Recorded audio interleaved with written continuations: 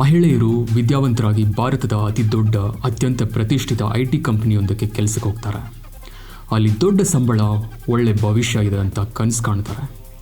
ಆದರೆ ಅವರ ಪಕ್ಕದ ಸೀಟಿನಲ್ಲಿ ಕೂತಿರುವ ಸಹೋದ್ಯೋಗಿಗಳೇ ಅವರ ಜೀವನವನ್ನು ನಾಶ ಮಾಡಲು ಪ್ಲ್ಯಾನ್ ಮಾಡ್ತಿದ್ರೆ? ಹೌದು, ಇದು ಕಥೆಯಲ್ಲ. ಮಹಾರಾಷ್ಟ್ರದ ನಾಸಿಕ್ನ ಪ್ರತಿಷ್ಠಿತ TCS Tata consulting service IT ಕಂಪನಿಯಲ್ಲಿ ನಡೆದ ಬೆಚ್ಚಿ ಬೀಳಿಸುವ ಸತ್ಯ. ನಮಸ್ಕಾರ, ಹಾಯ್, ಹೆಲೋ. ಥಿಂಕಿಂಗ್ ಕನ್ನಡಿಗನ ಮಹಿಳಾ ಸುರಕ್ಷತೆ ಬಗ್ಗೆ ಮಾತಾಡ್ತಿರುವ ಈ ವಿಡಿಯೋಗೆ ವೆಲ್ಕಮ್. ಇವತ್ತಿನ ವಿಡಿಯೋದಲ್ಲಿ ನಾವು ಕಾರ್ಪೊರೇಟ್ ಜಗತ್ತನ್ನೇ ನಡುಗಿಸಿದ ವೈಟ್ ಕಾಲರ್ ರ್ಯಾಡಿಕಲೈಸೇಷನ್ ಅಥವಾ ಕಾರ್ಪೊರೇಟ್ ಜಿಹಾದ್ ಬಗ್ಗೆ ಮಾತನಾಡಲಿದ್ದೇವೆ. ಫೆಬ್ರವರಿ ತಿಂಗಳಲ್ಲಿ ಒಬ್ಬ 20 ವರ್ಷದ ಹಿಂದೂ ಯುವತಿಯ ಪೋಷಕರು ಗಾಬರಿಯಿಂದ ಪೊಲೀಸರ ಬಳಿ ಹೋಗ್ತಾರೆ. ಅವರ ಮಗಳು ಇದ್ದಕ್ಕಿದ್ದಂತೆ ಹಿಜಾಬ್ ಥರದ ಸ್ಕ್ಯಾರ್ಫ್ ಕಟ್ಟೋದು ಮತ್ತು ರಂಜಾನ್ ಸಮಯದಲ್ಲಿ ಉಪವಾಸ ರೋಜಾ ಮಾಡೋದನ್ನು ಶುರು ಮಾಡಿದ್ಲು. ಇದರಿಂದ ಅನುಮಾನಗೊಂಡ ಪೊಲೀಸರು ರಹಸ್ಯವಾಗಿ ತನಿಖೆ ಶುರು ಮಾಡ್ತಾರೆ. ಮಾರ್ಚ್ 26ರಂದು ಆ ಯುವತಿಯೇ ಧೈರ್ಯ ಮಾಡಿ ಪೊಲೀಸ್ ಠಾಣೆಗೆ ಬಂದು ಮೊಹಮ್ಮದ್ ದಾನಿಶ್ ಎಂಬ ಸೀನಿಯರ್ ಎಂಪ್ಲಾಯಿ ವಿರುದ್ಧ FIR ದಾಖಲಿಸ್ತಾಳೆ. ದಾನಿಶ್ ತಾನು ವಿವಾಹಿತ ಮತ್ತು ಒಂದು ಮಗುವಿನ ತಂದೆ ಎಂಬ ಸತ್ಯವನ್ನು ಮುಚ್ಚಿಟ್ಟು ಆಕೆಯನ್ನು ಮದುವೆಯಾಗುವುದಾಗಿ ನಂಬಿಸಿ ದೈಹಿಕವಾಗಿ ಬಳಸ್ಕೊಂಡಿರ್ತಾನೆ. ಅಷ್ಟೇ ಅಲ್ಲದೆ ಇಸ್ಲಾಂ ಧರ್ಮಕ್ಕೆ ಮತಾಂತರವಾಗುವಂತೆ ತೀವ್ರ ಒತ್ತಡ ಆಗ್ತಾ ಇರ್ತಾನೆ. ಈ ಯುವತಿಯ ಧೈರ್ಯ ನೋಡಿ ಆಫೀಸ್ನಲ್ಲಿದ್ದ ಇನ್ನೂ 8 ಮಹಿಳೆಯರು ಮತ್ತು ಒಬ್ಬ ಹಿಂದೂ ಪುರುಷ ಮುಂದೆ ಬಂದು ದೂರು ನೀಡ್ತಾರೆ. ನೋಡ್ತಿದ್ದಂತೆ ಏಪ್ರಿಲ್ 3ರ ಹೊತ್ತಿಗೆ 7 ಆರೋಪಿಗಳ ವಿರುದ್ಧ ಬರೋಬ್ಬರಿ 9 FIRಗಳು ದಾಖಲಾಗ್ತವೆ. ಇದು ಆಕಸ್ಮಿಕವಾಗಿ ನಡೆದ ಘಟನೆಯಲ್ಲ, ಇದೊಂದು ದೊಡ್ಡ ಪಿತೂರಿ. ನಾಸಿಕ್ನ TCS ಕಂಪನಿಯಲ್ಲಿ ಸುಮಾರು 300 ಉದ್ಯೋಗಿಗಳಿದ್ದಾರೆ. ಅದರಲ್ಲಿ 40 ಜನ ಮುಸ್ಲಿಮರಿದ್ದಾರೆ. ಇವರು ಒಂದು ಸೀಕ್ರೆಟ್ ವಾಟ್ಸಾಪ್ ಗ್ರೂಪ್ ಮಾಡಿಕೊಂಡು ಅದರಲ್ಲಿ ಮುಂದಿನ ಹಿಂದೂ ಹುಡುಗಿಯನ್ನು ಹೇಗೆ ಟಾರ್ಗೆಟ್ ಮಾಡೋದು ಅಂತ ಪ್ಲ್ಯಾನ್ ಮಾಡ್ತಿದ್ರು. ಇವರ ಪ್ಲ್ಯಾನ್ ಎಷ್ಟು ಭಯಾನಕವಾಗಿತ್ತಂದ್ರೆ 3 ಜನ ಸೇರಿ ಒಬ್ಬ ಹಿಂದೂ ಯುವತಿಯನ್ನು ಟಾರ್ಗೆಟ್ ಮಾಡ್ತಿದ್ರು. ಥೀಮ್ ಪಾರ್ಕ್ಗಳಿಗೆ ಕರ್ಕೊಂಡೋಗಿ ಆಕೆ ಒದ್ದೆ ಬಟ್ಟೆಯಲ್ಲಿರುವಾಗ ಫೋಟೋ ತೆಗೆಯೋದು, ಲೈಂಗಿಕ ದೌರ್ಜನ್ಯವೆಸಗೋದು, ನಂತರ ಅದೇ ಫೋಟೋ ಇಟ್ಕೊಂಡು ಬ್ಲ್ಯಾಕ್ ಮೇಲ್ ಮಾಡಿ ಮತಾಂತರಕ್ಕೆ ಒತ್ತಾಯಿಸ್ತಿದ್ರು ಅನ್ನುವ ಕಂಪ್ಲೇಂಟ್ಸ್ ಬಂದಿದೆ. ಸೆಕ್ಷುವಲ್ ಹರಾಸ್ಮೆಂಟ್ ಮಾತ್ರವಲ್ಲ, ಇವರು ಹಿಂದೂ ಧರ್ಮವನ್ನು ಕೀಳಾಗಿ ಕಾಣ್ತಾ ಇದ್ರು ಅಂತ ಕಂಪ್ಲೇಂಟ್ಸ್ ಇದೆ.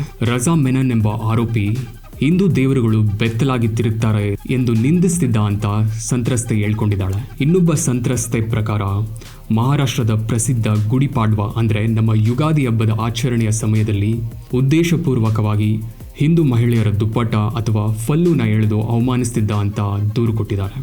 ಆಸಿಫ್ ಅನ್ಸಾರಿ ಎಂಬ ಮತ್ತೊಬ್ಬ ಆರೋಪಿ ಹಿಂದೂ ಮಹಿಳೆಯರು ಬುರ್ಕಾ ಹಾಕೋದಿಲ್ಲ, ಅದಕ್ಕಾಗಿ ಅವರ ಮೇಲೆ ರೇಪ್ ಅತ್ಯಾಚಾರವಾಗುತ್ತೆ ಅಂತ ಹೇಳ್ಕೊಂಡಿದ್ದ ಅಂತ ಸಂತ್ರಸ್ತೆ ಹೇಳಿದಾಳೆ.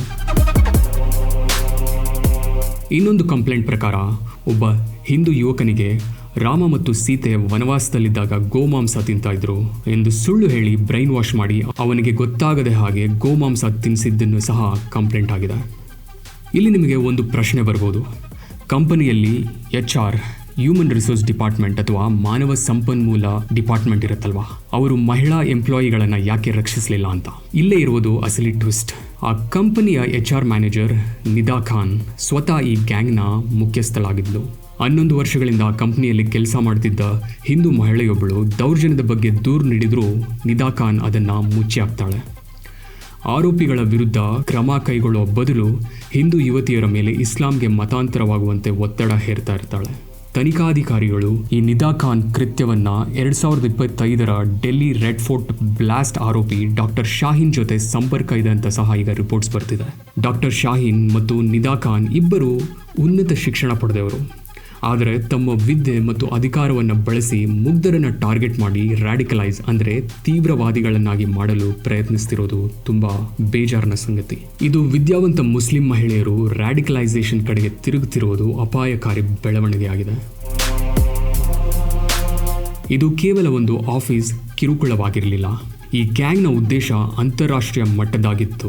ಪೊಲೀಸರ ತನಿಖೆಯಲ್ಲಿ ವಾಟ್ಸ್ಆ್ಯಪ್ ಚಾಟ್ ಮತ್ತು ವಿಡಿಯೋ ಕಾಲ್ ಹಿಸ್ಟ್ರಿ ತೆಗೆದಾಗ ಇಮ್ರಾನ್ ಎಂಬ ಮಲೇಷ್ಯಾ ಲಿಂಕ್ ಇರುವ ವ್ಯಕ್ತಿಯ ಹೆಸರು ಬಯಲಾಗಿದೆ. ಈ ಇಮ್ರಾನ್ ವಿಡಿಯೋ ಕಾಲ್ ಮೂಲಕ ಆ ಮಹಿಳೆಯರ ಜೊತೆ ಮಾತನಾಡಿ ವಿದೇಶದಲ್ಲಿ ದೊಡ್ಡ ಸಂಬಳದ ಕೆಲಸ ಮತ್ತು ಐಷಾರಾಮಿ ಜೀವನದ ಸುಳ್ಳು ಭರವಸೆ ನೀಡ್ತಿದ್ದ ಅಂತ ತಿಳಿದು ಬಂದಿದೆ. ಬಟ್ ಈ ಯುವತಿಯರಿಗೆ ಭಾರತದಿಂದ ಮಲೇಷ್ಯಾಗೆ ಕಳ್ಳ ಸಾಗಣೆ ಅಂದರೆ ಹ್ಯೂಮನ್ ಸೆಕ್ಸ್ ಟ್ರಾಫಿಕಿಂಗ್ ಮಾಡಲು ಪ್ಲಾನ್ ಮಾಡಲಾಗ್ತಿತ್ತು ಅಂತ ಸಹ ಮಹಾರಾಷ್ಟ್ರ ಸರ್ಕಾರ ರಚಿಸಿರುವ SIT ಈಗ ಇನ್ವೆಸ್ಟಿಗೇಷನ್ ನಡೆಸ್ತಾ ಇದೆ. ಅವರ ಪಾಸ್ಪೋರ್ಟ್ ಮಾಡಿಸುವ ಕೆಲಸ ಕೂಡ ಶುರುವಾಗಿತ್ತು ಅಂತ ರಿಪೋರ್ಟ್ಸ್ ಬಂದಿದೆ. ಒಮ್ಮೆ ಅವರನ್ನ ವಿದೇಶಕ್ಕೆ ಕಳಿಸಿದ ಮೇಲೆ ಅಲ್ಲಿ ಅವರಿಗೆ ತರಬೇತಿ ನೀಡಿ ಭಯೋತ್ಪಾದನಾ ಕೃತ್ಯಗಳಿಗೆ ಬಳಸುವ ಉದ್ದೇಶ ಈ ಗ್ಯಾಂಗ್ಗೆ ಇತ್ತು ಅಂತ ಗುಪ್ತಚರ ಇಲಾಖೆ ಇನ್ವೆಸ್ಟಿಗೇಷನ್ ಮಾಡುತ್ತಿದೆ. ಇಷ್ಟೆಲ್ಲ ನಡೀತಿದ್ರು ಸಾಕ್ಷಿ ಇಲ್ಲದೆ ಇವರನ್ನ ಹಿಡಿಯೋದು ಕಷ್ಟವಿತ್ತು. ಆಗ ನಾಸಿಕ್ ಪೊಲೀಸರು ಮಾಡಿದ್ದು ಒಂದು ಅದ್ಭುತವಾದ ಮಾಸ್ಟರ್ ಪ್ಲಾನ್. ಪೊಲೀಸರು ತಮ್ಮ ಯೂನಿಫಾರ್ಮ್ ಹಾಕೊಂಡು ಹೋದರೆ ಆರೋಪಿಗಳು ವಾಟ್ಸ್ಆ್ಯಪ್ ಗ್ರೂಪ್ ಡಿಲೀಟ್ ಮಾಡಿ ಸಾಕ್ಷಿ ನಾಶ ಮಾಡ್ತಾರೆ ಅಂತ ಅವ್ರಿಗೆ ತಿಳಿದಿತ್ತು. ಅದಕ್ಕಾಗಿ ಪೊಲೀಸರು 40 ದಿನಗಳ ಸೀಕ್ರೆಟ್ ಅಂಡರ್ ಕವರ್ ಆಪರೇಷನ್ ಶುರು ಮಾಡ್ತಾರೆ.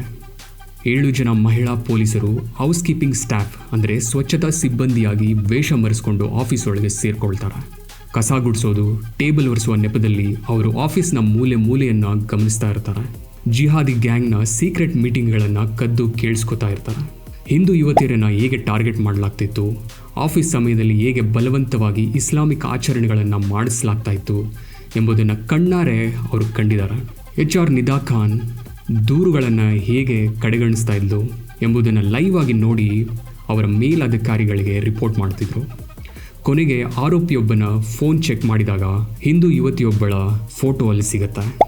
ಸರಿಯಾದ ಸಾಕ್ಷಿ ಸಿಕ್ಕ ಕೂಡಲೇ ಪೊಲೀಸರು ಎಂಟ್ರಿ ಕೊಟ್ಟು ಇಡೀ ಗ್ಯಾಂಗನ್ನು ಬಂಧಿಸ್ತಾರೆ. ಸೊ ಹಾಗಿದ್ರೆ ಭಾರತದ ಕಾನೂನಿನಲ್ಲಿ ಇಂತಹ ನೀಚ ಕೃತ್ಯಗಳಿಗೆ ಕಠಿಣ ಶಿಕ್ಷೆ ಇಲ್ವಾ? ಮೊದಲನೆಯದಾಗಿ POSH act, prevention of sexual harassment at work place. ಮಹಿಳೆಯರಿಗೆ ಕೆಲಸದ ಸ್ಥಳಗಳಲ್ಲಿ ಸುರಕ್ಷತೆ ನೀಡೋದು ಪ್ರತಿಯೊಂದು ಕಂಪನಿಯ ಜವಾಬ್ದಾರಿ. ಆದರೆ ಇಲ್ಲಿನ HR ಮತ್ತು ಟಾಟಾ ಮ್ಯಾನೇಜ್ಮೆಂಟ್ ಈ ಕಾಯ್ದೆಯನ್ನು ಸಂಪೂರ್ಣವಾಗಿ ಉಲ್ಲಂಘಿಸಿದೆ.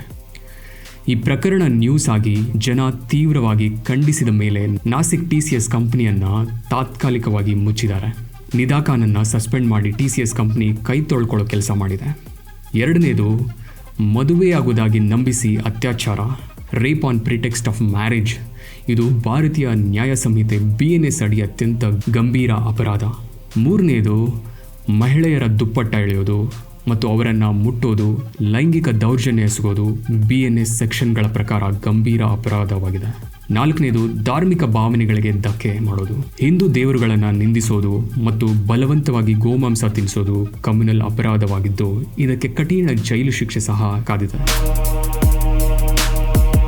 ನಾಸಿಕ್ನ ಈ ಘಟನೆ ನಮ್ಮೆಲ್ಲರಿಗೂ ಒಂದು ಎಚ್ಚರಿಕೆಯ ಗಂಟೆ. ತೀವ್ರವಾದಿಗಳು ಕೇವಲ ಕತ್ತಲೆ ಕೋಣೆಗಳಲ್ಲಿ ಮಾತ್ರ ಇರೋದಿಲ್ಲ, ಅವರು AC ಆಫೀಸ್ಗಳಲ್ಲಿ ಕೂತು ನಮ್ಮ ಹೆಣ್ಣು ಮಕ್ಕಳ ಜೀವನದ ಜೊತೆ ಆಟವಾಡ್ತಿರ್ತಾರೆ. ನಾಸಿಕ್ ಪೊಲೀಸರ ಕಾರ್ಯಕ್ಷಮತೆಗೆ ಮತ್ತು ಆ 7 ಅಂಡರ್ ಕವರ್ ಮಹಿಳಾ ಪೊಲೀಸರಿಗೆ ನಮ್ಮದೊಂದು ಬಿಗ್ ಥ್ಯಾಂಕ್ ಯು. ಆದರೆ ಇಷ್ಟು ದೊಡ್ಡ ಕಂಪ್ನಿಗಳು ತಮ್ಮೊಳಗಿನ ಕಸವನ್ನು ಸ್ವಚ್ಛ ಮಾಡಿಕೊಳ್ಳೋದು ಯಾವಾಗ? ಈ ಪ್ರಕರಣ ಬೆಳಕಿಗೆ ಬಂದ ಮೇಲೆ ಸೋಷಿಯಲ್ ಮೀಡಿಯಾಗಳಲ್ಲಿ ಇನ್ನಷ್ಟು ಹಿಂದೂ ಮಹಿಳಾ IT ಎಂಪ್ಲಾಯಿಗಳು ತಮಗೂ ಇಂಥ ಕಾರ್ಪೊರೇಟ್ ಜಿಹಾದ್ ಅನುಭವ ಆಗಿದೆ ಅಂತ ಹೇಳ್ಕೊತಿದ್ದಾರೆ. ಸುಧಾರಣೆಗೆ ಇದು ಮೊದಲ ಹೆಜ್ಜೆ. ನಿಮ್ಮ ಆಫೀಸ್ಗಳಲ್ಲಿ ಅಥವಾ ನಿಮ್ಮ ಸುತ್ತಮುತ್ತ ಇಂತಹ ಅನುಮಾನಾಸ್ಪದ ಘಟನೆಗಳು ನಡೆದರೆ ದಯವಿಟ್ಟು ಸುಮ್ಮನಿರಬೇಡಿ. ಧ್ವನಿ ಎತ್ತಿ ಈ ವಿಡಿಯೋವನ್ನು ನಿಮ್ಮ ಸ್ನೇಹಿತರು, ಕುಟುಂಬದವರು ಮತ್ತು ಆಫೀಸ್ ಗ್ರೂಪ್ಗಳಲ್ಲಿ ಶೇರ್ ಮಾಡಿ. ಮುಖ್ಯವಾಗಿ ನಿಮ್ಮ ಮನೆಯಲ್ಲಿ ಹೆಣ್ಣು ಮಕ್ಕಳಿದ್ರೆ ಅವರಿಗೆ ಶೇರ್ ಮಾಡಿ. ಎಲ್ಲರಿಗೂ ಈ ಸತ್ಯ ತಿಳಿಯಲಿ. ಭಾರತದ ಎಲ್ಲ MNC BPO ಕಂಪನಿಗಳಲ್ಲಿ ಸರ್ಕಾರ ಕಡ್ಡಾಯವಾಗಿ ಪಾಶ್ ಆಡಿಟ್ ಮಾಡಿಸ್ಬೇಕಾ? ನಿಮ್ಮ ಅಭಿಪ್ರಾಯವನ್ನು ಕಮೆಂಟ್ ಮಾಡಿ ತಿಳಿಸಿ. ಮುಂದಿನ ವಿಡಿಯೋಗಾಗಿ ನಮ್ಮ ಚಾನೆಲ್ಗೆ ಸಬ್ಸ್ಕ್ರೈಬ್ ಮಾಡಿ. ಜೈ ಹಿಂದ್, ಜೈ ಕರ್ನಾಟಕ.